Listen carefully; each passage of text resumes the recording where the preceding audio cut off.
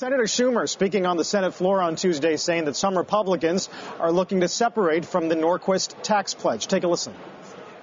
Republicans in both the House and Senate are deciding they no longer want to be married to this pledge. Republicans are saying they want a divorce from Grover Norquist. Senator Rand Paul of Kentucky has spoken out in favor of the pledge this week, says he does not support raising taxes to avert the fiscal cliff. Senator Rand Paul joins us this morning from Capitol Hill. Senator, good morning to you. Good morning. I'd like to know when did Chuck Schumer start attending the Republican caucus meetings? Who let him in? He seems to have some unique insight into what the GOP is thinking. What do you think is going through his mind? I mean, I'm sure he could point to a Chambliss or a Graham, could he not? Well, I don't think Chuck Schumer now speaks for the Republican Party, so he should probably stick with his own party as far as being a spokesman. What I would say is it's always been the Republican philosophy that we believe the best way to stimulate the economy is to leave more money in the private sector. I think most of the money that is sent to Washington is wasted and counterproductive. It goes into regulations and spending that is not wanted by any consumer. So we want to leave more money in the marketplace. It's always been our philosophy. And I think the few who appear to be backpedaling, if you listen closely, I don't think they're jumping up and down to raise taxes. And we'll see in the end how they vote. You said recently about the pledge, I'm a huge fan of the pledge, and I think it does hold people's feet to the fire, and they've essentially signed their signature and said they're not going to raise taxes. So if they go back on their word, they'll suffer the repercussions in the next election. But you've also said the party at large has an issue in danger of becoming a dinosaur, in your words. How do you demonstrate compromise if every day you're beholden to something that you signed years and years ago?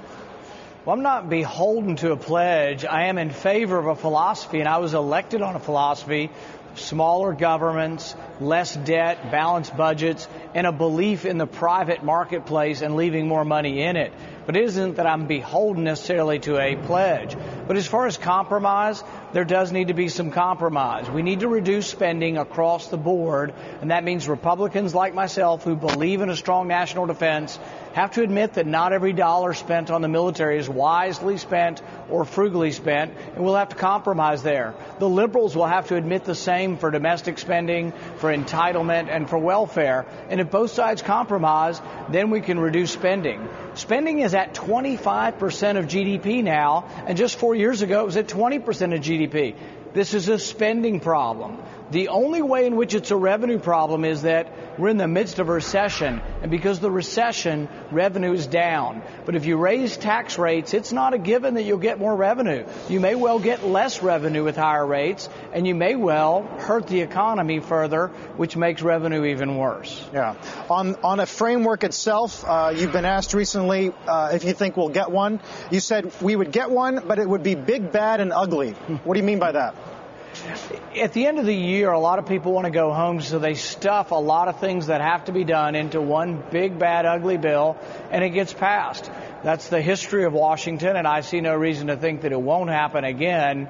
But what I'm afraid of is that a lot of stuff will get put in there. For example, we just raised the debt ceiling $2 trillion a year ago, over $2 trillion, and we're going to do it again. People up here are not to be trusted with money. They are not good with money. There's no secret of that. Do not send your money to Washington. It's the last place you want to send your money. We are not acting responsibly. We passed statutory caps, the Budgetary Control Act, the sequester. They all came from last year when we said we were going to reform our ways and be better stewards of the money, and we're already going back on our word. So don't send any more money up here. If anything, send more rules. The rules should be you have to balance your budget every year like every American family. Senator Tom Cole of Oklahoma says let's at least try to get the middle class out of the burning living room when it comes to tax increases come year end. Are you in favor of doing something that is at least operative in the very near term on that front? Here's the logical problem with this. Everybody seems to agree, Republican or Democrat, if we raise everyone's taxes, it will be bad for the economy and hurt economic growth. So if we raise everyone's taxes, it'll be a $2 trillion tax increase. Well, if we raise it only on the rich, which the president wants to do, and the Democrats, that's 40% of the nation's income, so it'll be a $900 billion tax increase. It isn't about who the tax increase is on. That's simply envy and class warfare. It's about how much money you're going to take out of the private sector.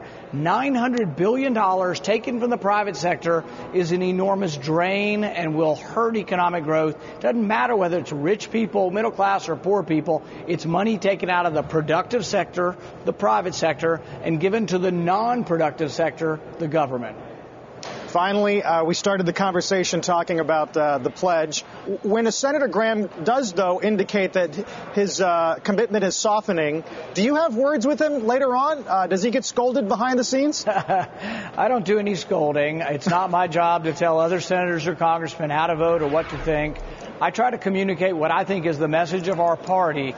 The message always has been, and I think always should be, that we're the party of limited government and balanced budgets and low taxes, and that we believe that less taxes will stimulate private business.